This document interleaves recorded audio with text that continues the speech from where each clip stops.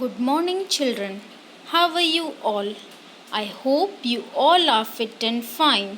So, children, yesterday we have discussed about the habitat and the different types of plants and the animals on the basis of the habitat.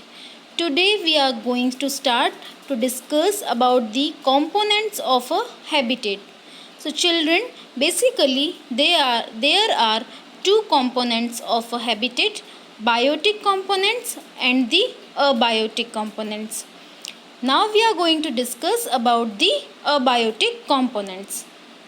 So children, these components may be grouped into the three categories like atmosphere including the climate and the weather, soil including its physical and the chemical composition, and water found both in the atmosphere and the soil.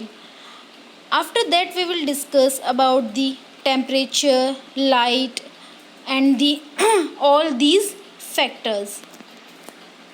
So, children, water we know it is the most important abiotic factor of a habitat because both of its presence in the atmosphere and the soil, water will be included in both the others two categories.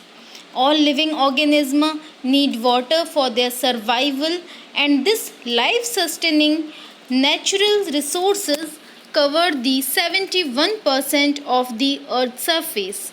It makes up 70 to 90% of our body weight, and the water is required for growing the crops in industry and for human existence like drinking purpose, cooking purpose, cleaning purpose, etc. So, children, we know the total water available in the world is 97% is found in the ocean and only 3% represent the fresh water in the rivers, lakes, streams or rain and the snow are the principal sources of the fresh water. So, children, we know the cacti and the camels are among the few plants and animals can live in the dry places like the desert. Yes. So, they have the special water storing organs in their bodies or other modifications as discussed in this chapter. So, children, we know we have already discussed about these adaptation of the camel and the cacti. So children, now we are going to discuss about the another biotic factor, atmosphere. Yes, the main environmental factors of the atmosphere are the light because the intensity of the light, quality of the light and the duration of the light is very important. Temperature, cold temperature and the heat. And the another factors like the wind, rain, hail, etc. And other the compositions of the air is the pure elements and the compounds. So children, this is the sunlight. Yes, sunlight is the primary source of the energy in nearly all the ecosystem. And children, we know the green plants need light to make food. They also need like light to grow. They do not grow in the dark places. In the absence of the light, the leaves turns yellow and the animals such as earthworms, centipedes, millipedes do not like the light. So they move away from the light. These animals are usually found in dark places such as under a log of wood, in the leaf litter or under the ground. So children, we can say that the ultimate source of light and the energy is the sun.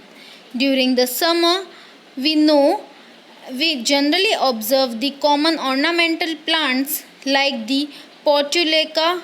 The flowers in this plant bloom after sunrise and close down after sunset.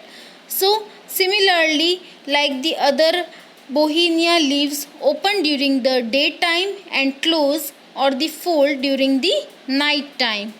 Even the distribution of the aquatic plants and the animals depends on the amount of light reaching the different depth of the water bodies like the lakes, rivers and oceans. So children, the light is the very important abiotic factor. The visible light is of the greatest importance to the plants because it is necessary for the photosynthesis process. So children, the light energy that is used by the green plants during the process of the photosynthesis, a process during which the plants manufacture sugar, or we can say the complex sugar is the sucrose, by combining water, carbon dioxide obtained from the air. Next, a biotic factor is a temperature. Some parts of the earth are too hot and others are too cold for animals and the plants to survive. The temperature is measured by a device called the thermometer, and it is a measure of the degree of hotness or coldness.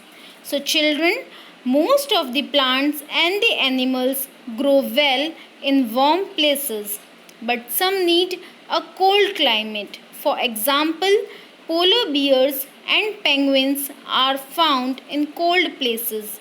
They cannot survive in warm jungles.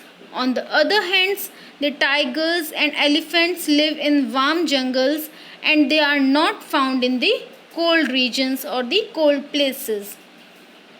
We can take the another example like the camel. The camel is popularly known as a ship of desert, can tolerate the high temperature of desert.